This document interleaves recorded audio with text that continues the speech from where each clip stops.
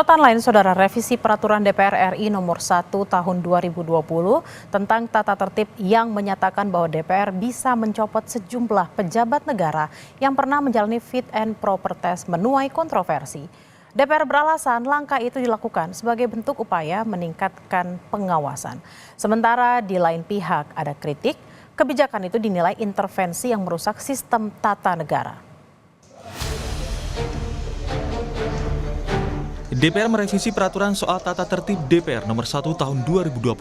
Berdasarkan tata tertib baru itu, DPR dapat mengevaluasi hingga mencopot para pejabat yang mengikuti uji kelayakan dan kepatutan di DPR, termasuk pimpinan KPK dan Hakim Mahkamah Konstitusi.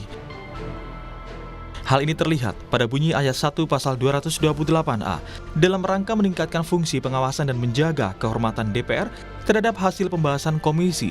Sebagaimana yang dimaksud dalam pasal 227 ayat 2, DPR dapat melakukan evaluasi secara berkala terhadap calon yang telah ditetapkan dalam rapat paripurna DPR. Sementara ayat 2 berbunyi, hasil evaluasi sebagaimana dimaksud pada ayat 1 bersifat mengikat dan disampaikan oleh komisi yang melakukan evaluasi kepada pimpinan DPR untuk ditindaklanjuti sesuai dengan mekanisme yang berlaku. Ketua Balik DPR RI Bob Hasan menjelaskan, salah satu rekomendasi yang dapat dilakukan DPR ialah memberhentikan pejabat yang dianggap bertentangan dengan aturan.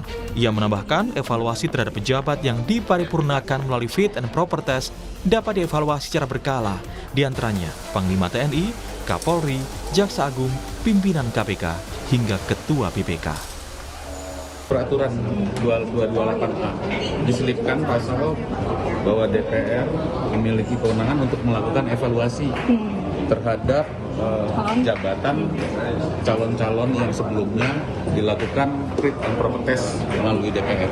Dia evaluasi secara berkala terkait dengan adanya sebelumnya mungkin adanya kinerja-kinerja yang tidak sesuai dengan sebagaimana hasil fit and proper test sebelumnya. Dimungkinkan seperti itu.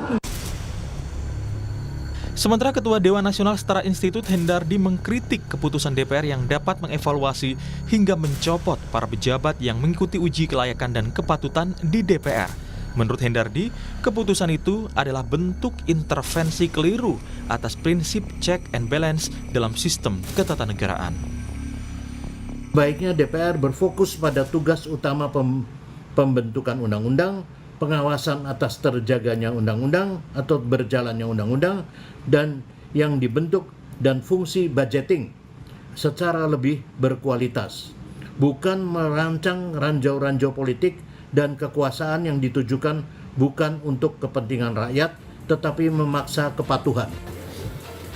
Tidak hanya soal kewenangan evaluasi dalam revisi peraturan ini, tetapi DPR juga punya hak dalam fungsi pengawasan, diantaranya hak interpelasi, hak angket, dan hak menyatakan pendapat.